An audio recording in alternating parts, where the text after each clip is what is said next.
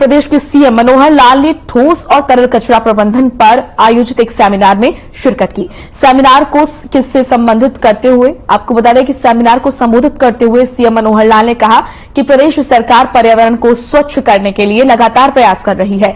हमें अपने वातावरण को स्वच्छ रखने के लिए खुद भी जागरूक होना होगा। उन्होंने कहा कि कचरा प्रबंधन के लिए अब नई तकनीकों का उपयोग किया जाना चाहिए। इसी के साथ कचरा प्रबंधन के लिए आम लोगों को भी जागरूक होना होगा। प्रदेश में वाटर ट्रीटमेंट के लिए छोटे प्रोजेक्ट लगाने पर भी काम किया जा रहा है। प्रदेश सरकार मेरा पानी मेरी विरासत योजना के जरिए किसानों को कम पानी वाली फसल के प्रति जागरूक कर रहे हैं। इसी के साथ उन्होंने लोगों से सिंगल यूज प्लास्टिक को भी यूज करने की अपील की है। तो ये महत्वपूर्ण जानकारी फरीदाबाद से कचरा प्रबंधन पर सेमिनार का आयोजन किया गया। सीएम मनोहर लाल ने इसमें शिरकत की। पर्यावरण को कैसे सुरक्षित रखा जाए, स्वच्छ रखा जाए, इसको लेकर इस सेमिनार में चर्चा हुई। और बड़ी बात यह कि इस सेमिनार में सूबे के मुखिया मनोहर लाल ने शिरकत की।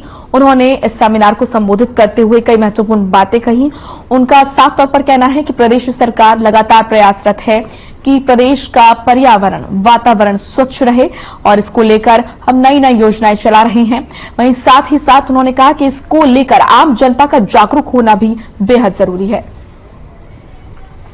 संजय गुप्ता फरीदाबाद से लाइव जुड़ चुके हैं जरा जानकारी के साथ। संजय, आज ये सेमिनार रखा गया, किस तरीके से, कितना महत्वपूर्ण ये सेमिनार, क्या कुछ खास बातें इस सेमिनार की रही?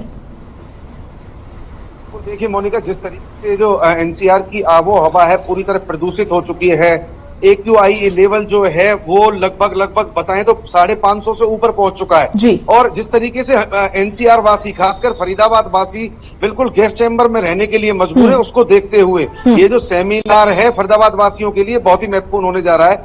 जिस तरीके की यहाँ पर बातें की गई, जिस तरीके से वैज्ञानिकों के, जिस तरीके से जो एक्सपर्ट्स थे उनके व्यूज लिए गए और उन व्यूज पर अमल करने की बात की गई, उसको लेकर मुख्यमंत्री ने जो वक्तव्य दिया, लगातार उन्होंने ये इस बात पर जोर दिया कि लोग खुद भी जो ये कूड़ा कचरा फैलाते हैं या लिक्विड जो वेस्ट होती है, इसकी जो समस्या है उसको दूर करने के लिए आगे हैं। उन्होंने एक उदाहरण देते हुए कहा कि जिस तरीके से पहले गली मोहल्लों में जो कचरा निकलता था लोग उसको आराम से वेस्ट करते थे, अब जो लिक्विड जो हमारा वेस्ट है अगर हम बात करें तो वो नालियों के रास्ते नदियों तक जाता है। जिन नदियों का पानी हम लोग पहले पी सकते थे, जिन नदियों के पानी में हम नहा सकते थे, वो नदियां इतनी प्रदूषित हो चुकी हैं कि अगर उसमें कोई स्नान करने की, क्या अगर हाथ धोने की या कपड़ा धोने की भी सोचेगा तो गंदगी का शिकार हो जाएगा, वायरस का शिकार हो जाएगा।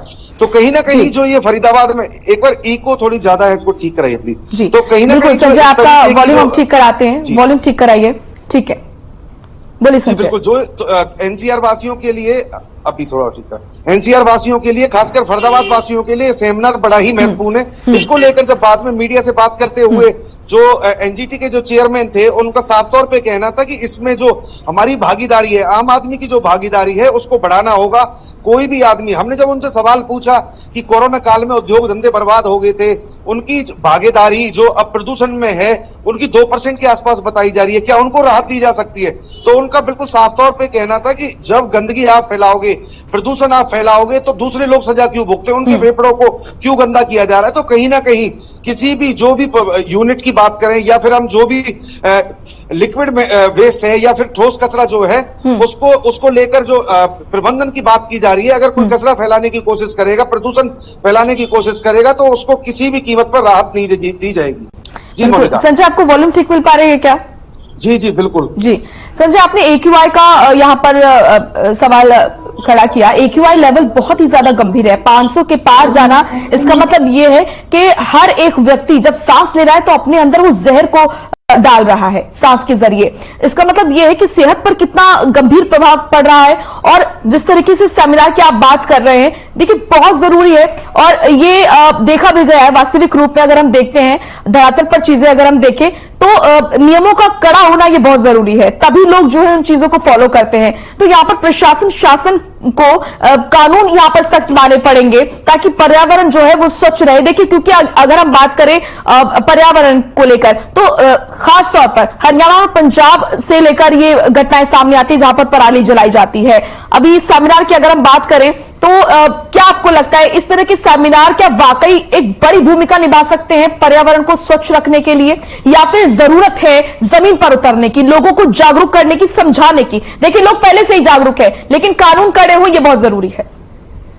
देखिए, बिल्कुल मोनिका, आपने कई सारे सवाल किए। सबसे पहला सवाल यह है कि कानून कड़े होने चाहिए। बिल्कुल, कानून इतने ज्यादा सख्त हो चुके हैं, बावजूद इसके जब इन कानूनों को धरातल पर लाने की बात होती है तो अधिकारियों की जिम्मेदारी तय की जाती है। देखिए, हम फरीदाबाद की बात करें तो यहाँ पे केंद्रीय प्रदूषण की लगभग 20 से ज्यादा टीमें लगातार छापेमारी कर रही है। जो यूनिटें रात को भी प्रदूषण फैलाने का काम कर रही है उनको पकड़ा जा रहा है, उन पर जुर्माना किया जा रहा है। इसके अलावा हम बात करें, जो यहाँ पे क्षेत्रीय प्रदूषण का कार्यालय है, हरियाणा सरकार का जो कार्यालय, वो टीमें लगातार काम कर रही है। इसके बावजूद प्रदूषण और जो ये अवैध जो इकाइयां हैं जो प्रदूषण फैलाने का काम कर रही है, इन पर रोक नहीं लग पा रही है। इसके अलावा मोनिका, हम बात करें यहाँ पर नगर निगम की जो टीमें हैं, वो लगातार जो खुले में निर्माण होते हैं उन पर कार्रवाई करने के लिए लगातार टीमें छापेमारी कर रही है, लेकिन कुछ जो इनका जो आपसी समन्वय है वो नहीं बन पा रहा है, और उसी की वजह से जो ये हवा है पूरी तरह जहरीली होती जा रही है। क्योंकि अभी भी देखिए, कूड़ा रात को जलाया जाता है।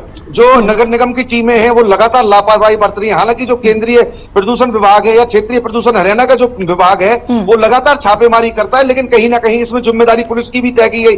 पुलिस की, मैं आपको एक बानगी बताता हूं कि फरीदाबाद में हमारे एक साथी पत्रकार हैं, वो लगातार 5-6 दिन से, क्योंकि हवा इतनी जहरीली हो चुकी है, दमघोटू हो चुकी है कि यहाँ पे बुजुर्गों का, बच्चों का, क्या जवानों का मतलब जीना मुहाल हो चुका है। तो वो लगातार पुलिस को शिकायत कर रहे हैं, क्योंकि पुलिस हर एरिया में रहती है और जल्दी पहुंच जाती है। तो चूंकि वो पुलिस को शिकायत कर रहे हैं, लेकिन बावजूद इसके केवल एक 31 सेक्टर के थाने के एसएचओ है, उन्होंने कार्रवाई की। इसके अलावा जो और एसएचओ है वो कार्रवाई करने से अभी भी कतरा रहे हैं। तो कहीं ना कहीं जो टीमों में आपस में जो समन्वय बनता है, जिसको लेकर ये लगातार एक दूसरे से बात करके अगर छापेमारी करें तो ये छापेमारी सफल हो सकती है, प्रदूषण में कमी आ सकती है। दूसरा मोनिका, आपने कहा कि इस तरीके के सेमिनार जो हैं वो कितने इफेक्टिव होंगे, लोगों को किस तरीके से जागरूक किया जाएगा। बिल्कुल ठीक बात है, लोग पहले से ही जागरूक है। हम बात करें पराली के पॉल्यूशन की, तो जो पंजाब में जो पराली जलाई जाती है, हरियाणा में जो पराली जलाई जाती है, उसकी भागीदारी प्रदूषण में 34% आज बताई जा रही है। इतना जागरूक होने के बाद 34% पराली है, प्रशासन सख्त कार्रवाई करे, किस तरीके से पॉल्यूशन नहीं रुकेगा। क्यों नहीं किसानों को जब संजय, कहीं ना कहीं से ये साफ हो जाता है कि जनता सब जानती है, लोग सब जानते हैं, लेकिन जानबूझकर चीजें की जा रही हैं और जानबूझकर पर्यावरण को नुकसान पहुंचाया जा रहा है।